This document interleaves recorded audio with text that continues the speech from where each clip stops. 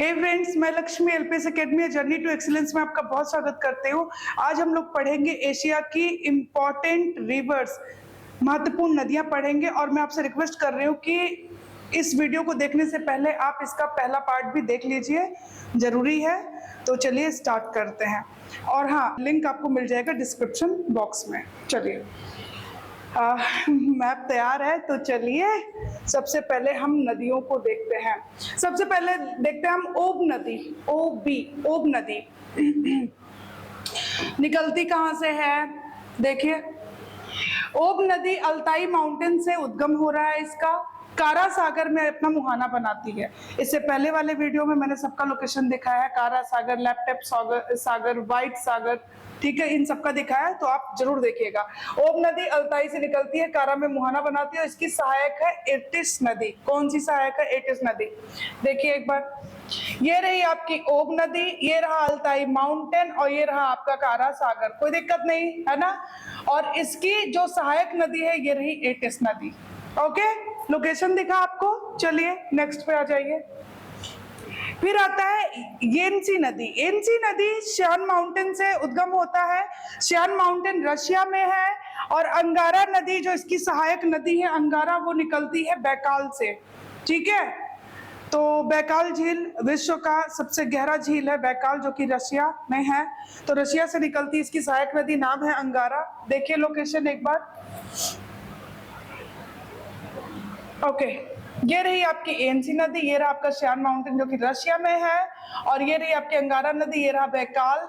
Baikal से दो नदियां निकलती है बैकाल झील से। एक तो लीना निकलेगी जो बाउंड्री बना देती है ना, और एक है अंगारा। अंगारा एनसी की सहायक है, एनसी निकलती है शियान से।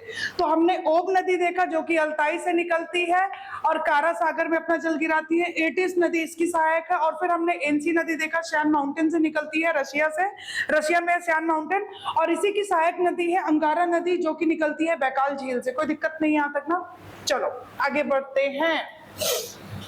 ओके, लीना नदी रशिया में है। बैकाल से उद्गम होता है और लैपटॉप सागर में अपना मुहाना बनाती है। और सबसे इंपॉर्टेंट, सेंट्रल साइबेरिया को बरख्यास्क माउंटेन से अलग करती है।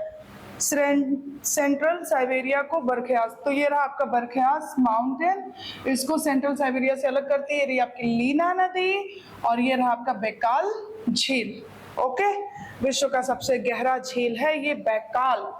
फिर आ जाइए कोरिमा नदी निकलती है कोरिमा माउंटेन से, और ईस्ट साइबेरिया सी में ये अपना मुहाना बनाती है। देखिए जरा इसका भी लोकेशन, कोरिमा, ये रहा आपका कोरिमा माउंटेन, और यहाँ से ये निकल रही हो, देखिए नॉर्थ साइड जाके, ये रहा आपका ईस्ट साइबेरिया सी है, उसमें अपना मुहाना बनाती है।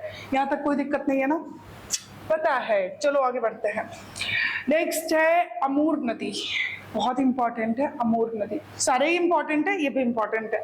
अमूर नदी रशिया और चाइना के बीच में नेचुरल बाउंड्री बनाती है, रशिया और चाइना के बीच में। और ये क्या नाम है, प्रशांत महासागर में अपना मुहाना बना रही है। लोकेशन बहुत जरूरी है, पहला पार्ट जरूर देखिएगा। ओके, ये रहा आपका प्रशांत महासागर, ये रही आपकी अमूर रिवर, ये रही अमूर रिवर, ये मंचूरियन से होते हुए उधरती ये रही जा रही है। ओके, और प्रशांत में अपना मुहाना बना रही है। ओके, तो रशिया और चाइना के बीच में बाउंड्री बना रही है, सब दिख रहा है आपको। ओके, नेक्स्ट आ जाइए। मंचूरियन का मैदान, ट्रायंगल शेप जो ये मैंने बना रखा है, इसको बोलते हैं मुकदेन त्रिकोण, ट्रायंगल, मुकदेन ट्रायंगल बोलते हैं। इसके एक तरफ शेनयान, फ्यूजून एंड अनशान। शेनयान जो है क्यों फेमस है? लिग्नाइट कोयला लौह इस्पात के लिए बहुत ज्यादा फेमस है, चीन का पिट्सबर्ग भी बोलते हैं। ओके, और क्या नाम है, इसी के अंतर्गत ये तीन शहर आते हैं, शेनयान, फ्यूजून और अनसान। अनसान क्यों फेमस है? चीन का लौह इस्पात चीन का लौह इस्पात की राजधानी भी अनशान को बोलते हैं। इंपॉर्टेंट है, यहाँ से क्वेश्चन आता है। तो अनशान चीन की लौह इस्पात राजधानी हो गई, और शेनयान हो गया लिग्नाइट कोयला और लौह इस्पात के लिए फेमस है, चीन का पिट्सबर्ग बोलते हैं शेनयान को। तो ये तीन शहर इसके अंतर्गत आते हैं, मुकदेन त्रिकोण भी बोलते हैं, मंचूरियन का मैदान, और तीन शहर इसके अंतर्गत आते हैं। लोकेशन देख लीजिए। ये रहा मंचूरियन का मैदान। ओके, चलिए आगे बढ़ते हैं। अब आ जाइए पीली नदी। पीली नदी या हवांग हो नदी। हवांग हो नदी, पीली नदी क्यों बोलते हैं? एक्चुअल में जो गोबी मरुस्थल है मंगोलिया का, वहां से बहती है और वहां का जो मरुस्थल का मिट्टी है पीला पीला, उसको लेके बहा के बहुत सारा सेडिमेंट्स लेके जाती है और उसको बहा के लेके जाती है और पीले सागर में ही अपना ये माउथ भी, मुहाना भी बनाती है। इस वजह से इसका कलर भी पीला है। तो पीली नदी या हुआंग हो नदी बोल दें, उद्गम होता है बेयानगर माउंटेन से। चीन का शोक इसे बोलते हैं। जिस तरीके से बंगाल का शोक दामोदर को बोलते थे, अब तो नहीं है, अब उतनी तबाही नहीं, क्योंकि उसमें बहुत सारे डैम बन गए। और बिहार का शोक बोलते हैं, बिहार का शोक कोसी नदी, यस, कोसी नदी को बोलते हैं। उसी तरीके से ये चीन का शोक बोलते हैं इसको, पीली नदी को या हुआंगो नदी को। ठीक है। शासी प्रांत कोयला भंडार के लिए फेमस है, इसी के किनारे स्थित है। राजधानी बीजिंग भी स्थित है, मोस्ट इम्पोर्टेंट। और गोबी मरुस्थल के मिट्टी को बहा कर ले जाती है, जैसा कि लिखा भी है, और जिसके कारण इसका कलर पीला हो जाता है। मुहाना पीले सागर में है। वो ये जो पीला सागर है ना, उसी के अंतर्गत एक खाड़ी आती है, बोहाई की खाड़ी, बोहाई, BOHAI, बोहाई की खाड़ी। लोकेशन जरूरी है देखना। ओके, ये रहा बेयानगर माउंटेन। चलो आगे बढ़ते हैं। ये रही शासी प्रांत आ गया। आगे बढ़ो, हुआंग हो पीली नदी ये रही, आगे बढ़ रही है। ये रहा बीजिंग आपका राजधानी। फिर आगे बढ़ो, ये रहा आपका बोहाई, जो कि ये रहा बोहाई की खाड़ी, पीले सागर के अंतर्गत आती है। दिखा लोकेशन, बेयानगर माउंटेन से ये इसका उद्गम होता है। ओके, बहुत ही ज्यादा इंपॉर्टेंट है। चलो आगे। शासी प्रांत कोयला भंडार, राजधानी बीजिंग स्थित है। गोबी मरुस्थल के मिट्टी को बहाकर ले जाती है, मतलब वहां से होते हुए जा रही है, साफ दिख रहा है। आ जाओ यांगसी नदी। यांगसी नदी की अगर बात करें, टांगुला माउंटेन से निकलती है। टांगुला माउंटेन से इसका ओरिजिन होता है। ईस्ट चाइना सी में, पूर्वी चाइना सागर में अपना मुहाना बनाती है। तिब्बत पठार के अंतर्गत आता है टांगुला माउंटेन, ये भी याद रखेगा। पूरे एशिया की सबसे लंबी नदी है यांगसी, बहुत इंपॉर्टेंट है। यांगसी नदी का भी लोकेशन देखिए जरा जल्दी से। कहाँ रही? ये रही यांगसी नदी। ओके, ये रहा टांगुला माउंटेन। चल रही है आगे, बढ़ते बढ़ते बढ़ते बढ़ते बढ़ते ये रहा आपका ईस्ट चाइना सी। तो इसने अपना मुहाना बना लिया। ओके, अब इसके बारे में और सुनिए। वुहान, कोविड में वुहान बहुत ज्यादा चर्चा में था, है ना। वुहान शहर सूती वस्त्र के लिए फेमस है, इसी के किनारे स्थित है। नानकिन शहर लौह इस्पात के लिए, और संघाई जो कि गैर राजधानी है और विश्व का सबसे बड़ा ये है शहर है, चीन का मैनचेस्टर बोलते हैं, यानी सूती वस्त्र उद्योग यहाँ पाया जाता होगा। तो वुहान, नानकिन, संघाई। वुहान, देखिए ये रहा वुहान, ये रहा नानकिन और ये रहा संघाई। ये तीनों जो है आपकी यांगसी नदी के किनारे स्थित है। टांगुला माउंटेन से निकलती है यांगसी नदी और एशिया की सबसे बड़ी नदी है। यहाँ तक कोई दिक्कत नहीं है ना। ओके, चलो रेड नदी। देखिए, जब मैंने नॉर्थ अमेरिका पढ़ाया था ना, तो नॉर्थ अमेरिका में एक मुझे आप लोग बताएंगे कि किसकी सहायक थी? Red river. यहाँ पे मेन रिवर है, वहां पे मैंने बोला भी था कि जो चाइना में है वो जो रेड रिवर है वो मेन है, लेकिन वहां पे वो ट्रिब्यूटरी है किसी नदी की। बताइएगा आप लोग मुझे। ये जो रेड नदी है टोकिन की खाड़ी में मुहाना बना रही है और चाइना से होते हुए वियतनाम जाती है, और वियतनाम की राजधानी हनोई स्थित है रेड नदी पर। बहुत ही ज्यादा इंपॉर्टेंट है। वियतनाम की राजधानी हनोई स्थित है। कहाँ है रेड रिवर? ये रहा रेड रिवर और ये रहा आपका हनोई। ओके, और ये रही आपकी टोकिन की खाड़ी, यहाँ पे अपना मुहाना बना रही है। कोई दिक्कत नहीं यहाँ तक, है ना। चलो आगे बढ़ जाओ।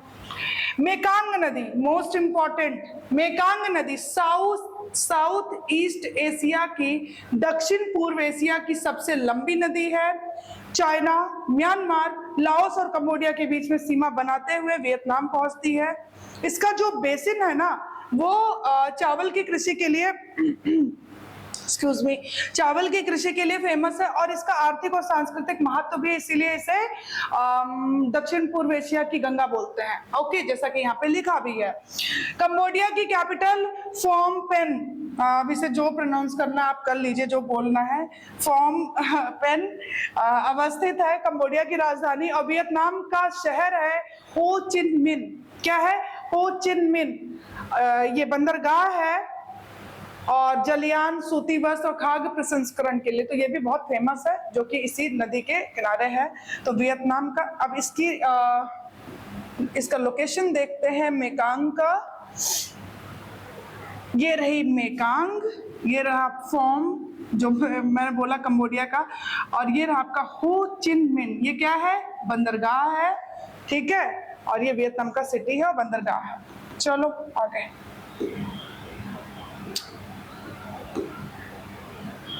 ओके, साल्विन नदी। साल्विन नदी चाइना से उद्गम होता है और श्यान पठार कहाँ पे है? म्यांमार में। म्यांमार में श्यान पठार है, प्लेट्यू है, वहां से होते हुए मर्तवन की खाड़ी में ये अपना जल गिराती है। कहाँ पे गिराती है साल्विन नदी? मर्तवन की खाड़ी में। तो इसका भी लोकेशन देखो, इसका लोकेशन देखो, ये रही आपकी साल्विन रिवर, ये रहा आपका शान पठार, यहाँ से निकलती है, और ये रहा आपका मर्तवन की खाड़ी। आपको बताती हूँ, म्यांमार पहले इंडिया का पार्ट था, आपको पता है गवर्नमेंट ऑफ इंडिया एक्ट जो था 1935 उसके तहत इसको अलग कर दिया गया, बर्मा नाम था इसका। जो हिमालय है वो क्या करता है कि अपने दोनों तरफ यानी पूरब और पश्चिम दोनों तरफ जाता है, दक्षिणवर्ती मोड़ लेता है। जब वो दक्षिण मुड़ता है तो जब वो पूर्व की तरफ जाकर दक्षिणवर्ती मोड़ लेता है ना, तो जैसे ही वो मुड़ता है, अगर मैं यहाँ पे बताना चाहूँ आपको, ये रहा, यहाँ पे बताना चाहूँ मैं, तो ध्यान से सुनिए। यहाँ से दक्षिणवर्ती मोड़ जब लेता है पूर्व साइड, तो जो 7 सिस्टर्स हैं उसको अलग अलग राज्यों में अलग अलग नाम से जाना जाता है। जैसे अरुणाचल प्रदेश में पटकई बूम हो गया, नागालैंड में नागा हिल्स हो गया, मिजोरम में मिजो हिल्स, मणिपुर में मणिपुरी हिल्स और त्रिपुरा में त्रिपुरी हिल्स। जब वो म्यांमार पहुंचता है तो उसका नाम रखाइन हिल्स या फिर अराकान योमा पड़ जाता है। ये बात आपको पता होना चाहिए। और वही अराकान योमा जब आगे बढ़ता है तो बंगाल की खाड़ी में जो उसके होते हुए शिखर है, उसी पर ही आपका अंडमान निकोबार बसा हुआ है। ये बात आपको कम से कम पता होनी चाहिए। ओके, चलिए, तो ये साल्विन आपने देखा, म्यांमार का बात आया तो इसीलिए मैंने बोला, और आगे इसका नाम आएगा भी अराकान योमा का, तो बताना जरूरी था। ओके, तो अराकान योमा का ही बंगाल की खाड़ी में विस्तार है, वही है अंडमान निकोबार। तो साल्विन नदी आपने देखा चाइना से उद्गम, श्यान पठार म्यांमार में जो है होते हुए मर्तवन की खाड़ी में अपना जल गिरा देती है। चलिए आ जाइए अब नेक्स्ट, इरावदी नदी, इंपॉर्टेंट। देखिए, जो इरावदी नदी है, इसका उद्गम होता है चाइना और अंडमान में अपना मुहाना बनाती है, अंडमान सागर में। बेसिन जो इसका है वहाँ पे राइस बाउल है, तो इसका मतलब है कि यहाँ पे बहुत ज्यादा चावल की खेती होती होगी। और आपको अच्छी तरीके से पता है जो म्यांमार है उसके लिए फेमस भी है, चावल वगैरह निर्यात करता है। एक और इसके पेरू यामा और दूसरी ओर इसके अराकान योमा। अराकान योमा क्या है? वही जो हिमालय है, नॉर्थ ईस्ट में जाता है, और जब वो म्यांमार में पहुंचता है तो म्यांमार में उसका नाम क्या पड़ जाता है? अराकान योमा या रखाइन हिल्स। ओके, उसी को बोलते हैं हम अराकान योमा या रखाइन, हिमालय का ही है। और बीच में अब देखो, एक और इसके पेरू यामा है, दूसरी ओर क्या है? Arakan Yoma. तो बीच में ब्रंश में बहती ये नदी है, इरावदी नाम है इसका। तो पेरू यामा अराकान योमा के बीच में कौन है? आपकी इरावदी रिवर। ओके, इंपॉर्टेंट है, कई बार पूछ चुका है। ये रही आपकी इरावदी रिवर, दोबारा से मैं इसको हाईलाइट कर दे रही हूँ। ये रहा आपका पेरू यामा, येलो कलर, एंड ये रहा आपका अराकान योमा, बीच में ये ब्रंश में बहती हुई जा रही है और अंडमान सागर में अपना जल गिरा रही है। यहाँ तक कोई दिक्कत नहीं है ना? चलो आगे बढ़ो। वहां जाने की जरूरत नहीं, यहीं पे ड्रॉ किया, लेकिन हाँ एक बार लोकेशन दिखा दूंगी। आपने प्राचीन भारत जब पढ़ते हो तो उसमें भी पढ़ा होगा, प्राचीन इतिहास में। खैर यहाँ पे देखते हैं, टिग्रिस को दजला बोलते हैं और यूफ्रेट्स को फरात बोलते हैं। ओके, टिग्रिस और फरात, यूफ्रेट्स या फिर दजला फरात दोनों नदियां हैं। ये दोनों नदियां जाती हैं और आपस में संगम करती। जैसे मैंने पढ़ाया था कि व्हाइट नाइल और ब्लू नाइल, ये दोनों नदियां कहाँ पे खार्तूम जो जगह है ना वहां पे मिल जाती है सूडान में ना। तो उसी तरीके से इनका भी संगम होता है। अल कुरान एक जगह है और फिर उसके बाद अल कुरान से आगे ये फारस की खाड़ी में पर्शियन गल्फ में अपना मुहाना बनाती है। ये बात समझ में आ गई।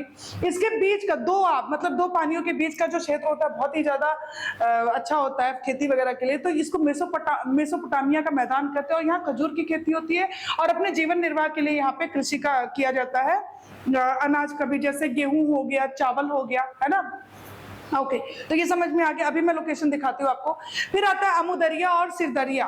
अमुदरिया और सिरदरिया की बात करें, अरल सागर है ना, जो कि एशिया का दूसरा सबसे बड़ा झील है अरल सागर। अरल सागर का विस्तार कजाकिस्तान, उज्बेकिस्तान में। तो अमुदरिया और सिरदरिया ऐसे निकलती हैं, ये बात याद रखिएगा। चलिए आ जाइए लोकेशन पे अब। ओके, ये रहा आपका अरल सागर, ये रही आपकी अमुदरिया सिरदरिया, ये रहा टिग्रिस। देखिए ये रहा फारस की खाड़ी, ये रहा क्या कहते हैं टिग्रिस दजला, और ये रही फरात। ये दोनों नदियां हैं और बीच का मैदान जो रेड कलर से मैंने ड्रॉ कर रखा है, मेसोपोटामिया का मैदान बोलते हैं इसे। खजूर की कृषि और जीवन निर्वाह के लिए कृषि भी होती है, गेहूं चावल वगैरह की। यूफ्रेट्स और दजला और फरात नदियों के बीच का मैदान है। और ये अल कुरान जगह जहाँ पे इनका संगम होता है, मुहाना इनका पर्शियन गल्फ में है। ओके, क्या इतनी बात समझ में आ गई है? तो काफी कम समय में हमने क्या कहते हैं काफी कुछ सीख लिया। और ये था, आप लोग स्क्रीनशॉट ले सकते हैं। वैसे फिर से मैं बोल रही हूँ, मैप सबके पास होता है, इसकी जरूरत है नहीं, फिर भी मिलते हैं फिर नेक्स्ट वीडियो में। और उम्मीद करती हूँ कि आपको वीडियो अच्छी लगेगी। खूब पढ़िए, खूब खुश रहिए। Thank you so much.